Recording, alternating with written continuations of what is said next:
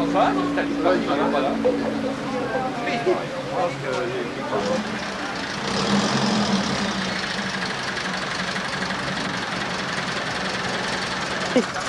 Allez petit. Ah, ça arrive. On est pas fait de là.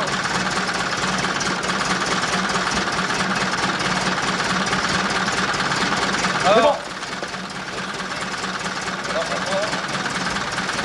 on a fait golo toute l'année.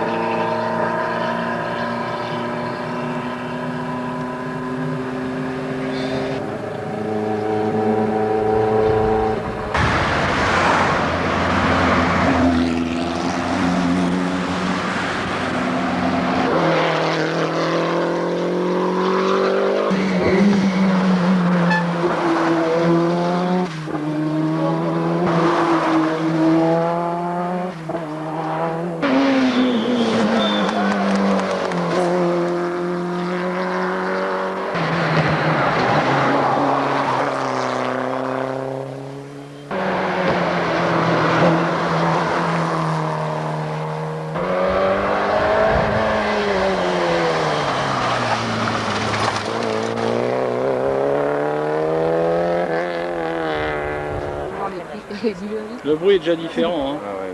Voilà, c'est une belle belle, elle a 200 chevaux. Merde, 30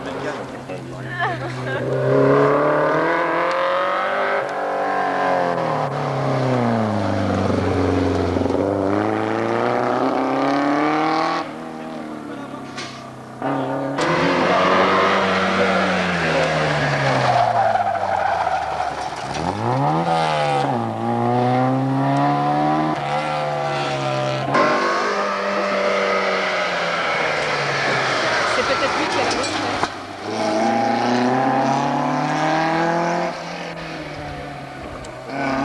Ah, mais Stéphane.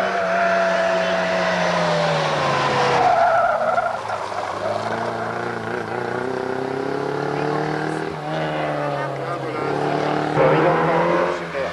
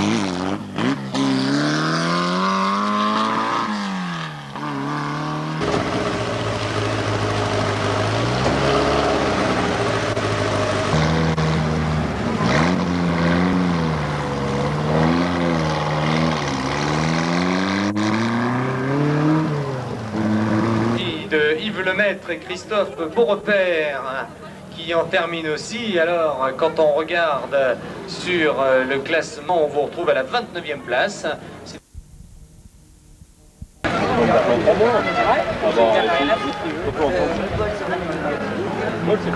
Oui, et puis encore.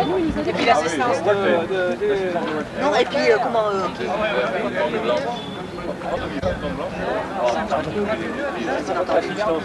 L'assistance de machin, de Walter hier.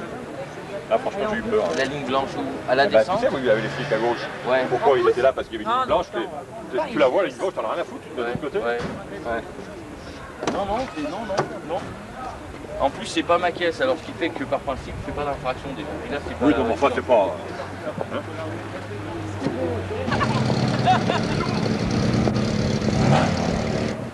Tiens, tiens, laisse se filmer. Regarde, voilà.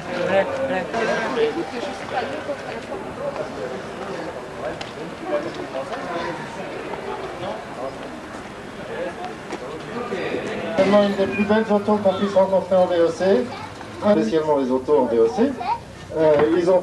Ça arrive quelques fois, mais contrairement à ce qu'on nous reproche quelquefois, c'est pas du tout le but du jeu. On est assez soigneux de nos autos. Vous voyez la merveille qu'ils ont amené jusqu'au...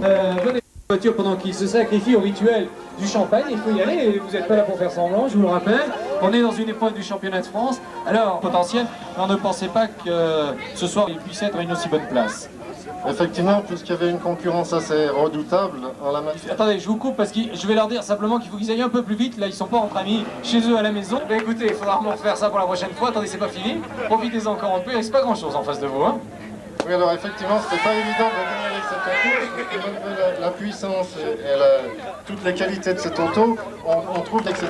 Et on pensait peut-être qu'elle se serait mieux placée. On peut dire un petit mot de l'aspect extérieur, parce que cette voiture, elle n'est pas peinte, hein, elle est, on peut dire, brute de tôle. Hein. Elle n'est pas peinte parce que c'est suffisamment beau à voir comme ça. Il n'y a pas plus beau, c'est une carrosserie en aluminium, comme vous pouvez voir. Exactement. Les voitures d'usine de l'époque, les Austin Inlet de course qui étaient faites pour ça, étaient en carrosserie aluminium, bien sûr, pour gagner du poids. C'est un des rares exemplaires. Il n'y en a plus beaucoup en France, et sûrement pas dans cet état. C'est à peu près la seule en France. Oui, c'est la seule. Voilà, en tout cas, une belle voiture, avec des pneus. Pour l'instant, le public est venu nous rejoindre, cette superbe voiture. Il faut les tenir. Oui, tout à fait, d'autant que la voiture paraît quand même relativement massive, donc lourde, effectivement, et lorsque ça doit partir dans des embardées, ça va quand même être relativement délicat. On les connaît un peu, ils ont beaucoup de talent. La preuve, qui s'impose ici, superbe voiture. Qui est actuellement champion de France VOC, il a été champion de France donc l'année passée. Il est VOC, mais ça a tout à fait sa place ici, hein, c'est dans les années. Ça a quelques petits problèmes de carburation, mais enfin, il vous l'a montré aujourd'hui, ça va vite hein, quand même. Alors, ça va vite, et puis... Alors, c'est une Porsche à carburateur, je suppose. Carburateur, quand j'avais des problèmes, je suis resté. Oui, et puis, je crois qu'il y a un petit sonate.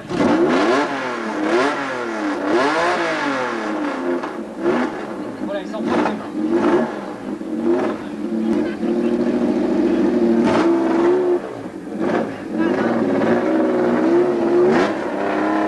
Logique qu'elle avait quand elle est sortie dans les années 60, c'est vraiment une très belle auto. Alors, on passe maintenant à l'équipage numéro 213, c'est André Mosselin et Jean-Marc. Alors, racontez-moi un peu votre week-end. Ben, on a attaqué un petit peu doucement, bon, parce que suite à Macon, on avait cassé une voiture, d'ailleurs, elle sort de revenue, et bon, enfin, les gros étaient devant, et c'est qu'une 1300, donc je suis limité en puissance, donc pour les premières places, ou pour la première place, il n'y avait rien à faire. Elle est de quelle année? 1963, et au départ, c'est une 1100. Alors, 1963, le Stinelli qu'on a vu tout à l'heure, de quelle année? Je pense qu'elle est de 63 également. Oui, mais enfin, 2 ans près, on s'aperçoit que la berlinette avait un autre profil, beaucoup plus, je dirais, d'actualité aujourd'hui que cette Austinelli, tout en rondeur. Tout à fait. C'était, disons... Arcus et Daniel Dazin, que dire de cette voiture, qui est imposante? Imposante. Notre week-end est de cette Volvo. Ça s'est pas trop mal passé quand même, disons, ça s'est moins bien passé qu'il y a 2 ans où on avait gagné quand même. Mais là, les autres voitures ont évolué et je pense qu'il est difficile d'aller chercher ceux qui sont devant. Alors il va falloir peut-être une nouvelle arme à Richard Arcus. Elle sera prête dans 3 semaines. Et ça sera quoi? Une autre Volvo, mais plus légère, mieux préparée et surtout en meilleur état, parce que celle-ci commence à être très fatiguée. Oui, parce que ça fait un moment qu'on la voit mine de rien, hein, depuis 87, non? 86 même, donc effectivement, elle a mérité de se reposer pour de bon. Voiture numéro 212 maintenant. Il s'agit d'une Lotus que l'on connaît bien, c'est Pierre Nérin et René Jacquemier. Et une voiture qui a subi quelques... Très très fort, il a dû faire une petite touchette, on lui en veut pas parce qu'il fait aussi du très bon spectacle. Et ça prouve bien qu'il y a l'attaque, hein, parce que beaucoup de gens se disent ce sont des amoureux, des passionnés qui sortent leur voiture une fois le dimanche comme ça, mais il faut quand même dire qu'il y a une attaque, il y a une assistance et que ça compte pour un championnat. Tout à fait, et si on regarde les chronos, ça se regarde vraiment pour une poignée de secondes. Pas de cadeau, dès que le chrono est lancé, pas de cadeau. Après on est tous le pain, mais quand le chrono est lancé, il n'y a pas de cadeau. Une Lotus de quelle année? Une Lotus Elan, je pense, donc, et a inspiré beaucoup de créateurs. La meilleure fois d'aujourd'hui, on en est très très fortement inspiré, bien sûr. Gérard Clair et Raoul Cabet qui en terminent, alors eux c'est des alphatistes confirmés. Alphiste Alphistes, oui pardon. Alpheta, c'est pas là, hein? Et les alphétas, non, on sait bien que c'est le temps en dessous.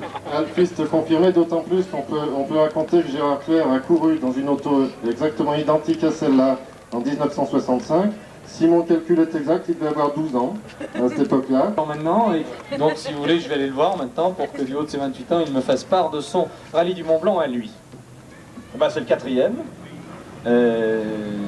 Très très content. Pas beaucoup de freins parce que tu imagines là, nos freins à carbone, ça tient pas bien la distance, mais c'était bien heureux d'être à l'arrivée. Oui, c'est un peu ce côté d'incertitude mécanique qui vous plaît là-dedans apparemment? Oh non, quand on part, on est sûr d'arriver. Enfin, il y a quelques impromptus, hein. Oui, c'est un peu l'aventure quand même. On fait quelques figures d'enfants du Mans, là, on est dans les boîtes à photos. Hein. Bien, bah écoutez, les boîtes à photos, je pense que certains ont eu l'occasion d'exercer leur talent des photos ce week-end. On verra cela de près un peu plus tard. Je pense que quelques bonnes photos sont exposées à la remise des prix, comme il est tradition. Bravo en tout cas, on se retrouve demain matin. Hein, ne profitez pas trop des soirées mandinoises pour être demain très dispo pour cette remise des prix à partir de 10h. Alfa Romeo avec Hier, c'est une Giulia SS qui a existé aussi en Giulietta SS, la différence c'est seulement le cylindrée. La Giulia comme celle-ci fait 1600 cm3, elle est bourrée de chevaux, elle est un petit peu lourde, elle est très très bien profilée, donc son terrain c'est des endroits rapides. Les endroits très sinueux, c'est ma foi pas très facile à arriver. Ce sont de vrais métronomes, on leur souhaite que ça dure. Marc-Pierre Denisien, Rudy pour le meilleur et pour le pire. Dites-moi qu'est-ce que c'est cette partie? Alors ça c'est un petit détecteur qui aide un petit peu à l'aérodynamisme et qui entre autres évite la projection de sûr. Ils ont, je ne sais pas le nombre exact, mais ils ont une trentaine de voitures et une trentaine de pilotes. Dont le duo qui arrive ici, qu'on appelle des nains, qui sortent de la nature, on ne saura pas quand ils vont des nains, mais ils sont ma foi assez, c'est des méchants. Hein. Eux, quand on les voit au volant, c'est des méchants. Ils sablent les spectateurs, dès qu'il y a du gravier, ils sablent les spectateurs. Dès qu'il y a des petits arbres, des petites fleurs, ils font régulièrement la cueillette. Enfin, apparemment, ça s'est très bien passé. Ils ont fait quelques bons premiers. Voilà, la feuille carrée avec leur numéro 220. Demain matin, ça sera votre fête à l'occasion de la remise des prix. Vous l'aurez amplement mérité. Bravo pour ce parcours sans faute et être à l'arrivée. C'est vrai que ce sont des méchants, apparemment, on ne voit rien qu'à leurs yeux. Bien, ceci étant dit, soyez sages ce soir sur un consigne. On se retrouve demain matin. Bonne soirée, en tout cas.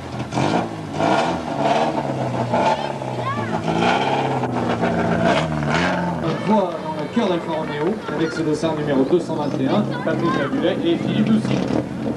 Alors Patrick Labulet est aussi sur un 1600 Sprint GT, à peu près identique à celui qu'on vient de voir passer. Il faut dire que quand c'est Patrick Labulet au volant, ça va particulièrement vite les voitures.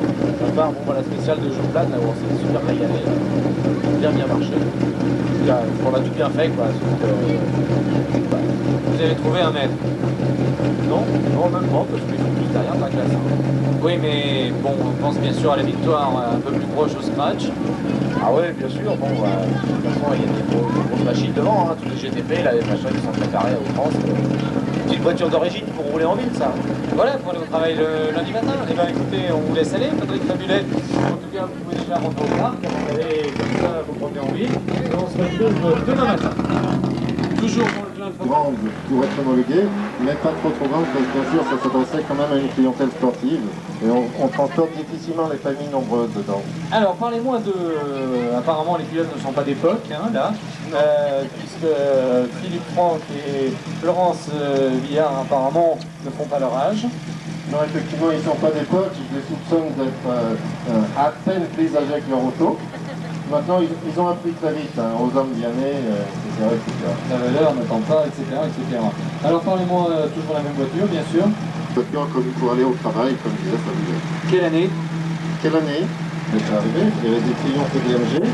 On commençait à voir aussi, je pense, on commençait à voir pointer les Mini Cooper, ce genre de petits. Très bien, de belle voiture, en parfaite état. Hein, Alors maintenant on change de catégorie, même si on reste un peu dans les véhicules d'époque et toujours de compétition, mais beaucoup plus récent, c'est le trophée Gordini avec... Alors les Gordini sont donc un tout petit peu plus récentes que les VOC. Disons qu'à l'époque 66, les premiers VOC, c'est une catégorie un petit peu à part. Mais vous les avez adoptés parce qu'il y a un bon producteur de vin dedans, hein, je crois.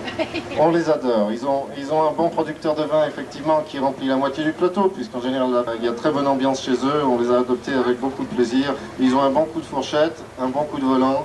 On s'entend très bien. Voilà, ils sont brevetés VEC comme tout le monde. Bravo en tout cas. Ce soir, nous aurons l'occasion de faire un pointage précis de la situation en VEC, car les résultats ne sont pas tous encore parvenus. Mais quand vous arriverez au parc en bas, ils vous seront largement communiqués. Bravo en tout cas. On a, je crois, apprécié de revoir ces voitures de sa journée. On l'avait pas retrouvé à la même place que le matin. Au départ, il était pilote, il est arrivé comme copilote, c'est pas grave. Là, on a Henri Doux et James Petit. Alors, on ne parle pas des Gordini, je crois qu'on a vite fait de faire le tour. Par contre, on peut s'attarder sur le personnage, Henri Doux, fidèle compagnon de la famille Mousset, qui sévit dans le Vaucluse. Alors, Henri Doux, que dire de ce passage en Haute-Savoie? Le rallye du Mont Blanc est toujours très agréable, ça fait 3 fois que je le fais. Une chance extraordinaire cette année, c'est celle de rentrer, parce que même 2 fois je ne suis pas rentré. Donc ça, c'est des voitures qui ont 20 ans, ça peut arriver. Comme le pilote quand même, parce que le pilote il est d'époque, alors des fois il a un peu des défaillances. Non, il n'est pas fissuré apparemment, donc il n'y a pas grand chose à refaire dessus. Il porte les couleurs de l'écurie des Trapadelles, ça veut tout dire. Qu'est-il arrivé justement au père Mousset, parce que le doyen... J'avoue que j'en sais rien, je suis très surpris parce que Guy est un pilote très sûr, hein, il fait très très rarement des erreurs, sa mécanique est bien rodée, en général il est quand même toujours à l'arrivée pour représenter la famille. Et là on se sent un petit peu orphelin, on n'a pas de Guy Mousset sur le podium, on espère qu'il va rien arriver de plus agréable. Jean Stedelin et Philippe Perrin qui apparemment ont percuté ou du moins touché quelque chose de dur. Et ça, quel souvenir garderez-vous de ce rallye du Mont Blanc? Fatigant, je crois que ça arrive en fait plus dur. Ah bon, écoutez, alors là je vous laisse le soin de vos affirmations. Dites-moi la couleur, la Bordeaux, c'était une couleur Gordini? Alors effectivement, ça va surprendre certains d'entre nous, mais c'est une couleur Gordini qui était au catalogue, bien ça. Il y en a eu très très peu de livrés en France dans cette couleur, mais enfin celle-ci est dans sa couleur d'origine. Alors est-ce que les bandes blanches étaient de série ou est-ce que c'est la légende, on l'a rajouté pour la course? On va peut-être... Oui, bien sûr, avec ce carrossage si particulier. Et bien voilà, si on n'a pas le père, on a au moins le fils, Fabrice Mousset, avec Yann Mousset. Alors il pousse le vice quand même chez les Mousset, comme quoi tout sert à faire de la pub. Alors parlez-moi un peu de cette journée dans la famille Mousset. Si vous voulez. Non, écoutez, ça me gêne là, devant tout le monde. En tout cas, je crois que vous aurez l'occasion de faire connaître ce Côte-du-Rhône, excellent Côte-du-Rhône à Morzy. Et parlez-moi un peu de cette journée. Ça a bien marché, on n'a pas eu de problème avec la voiture, et on avait des bonnes notes. Voilà, donc, et le père? L'oncle. L'oncle, pardon, pour moi ça reste le père. Il est malade, je sais pas, il a quelque chose au ventre, il s'est arrêté. Et il est d'époque, c'est clair, il n'y a pas grand chose à dire, on lui dira tout simplement qu'on est très peiné ce soir de ne pas le voir. Si vous pouvez le mettre à la diète, vous aurez beaucoup de mal, parce que je sais que ce soir il ne résistera pas à l'envie d'être avec vous. En tout cas, on vous souhaite une bonne soirée, c'est avec vous qu'on termine, on vous donne rendez-vous demain matin à 10 h, bien sûr, pour...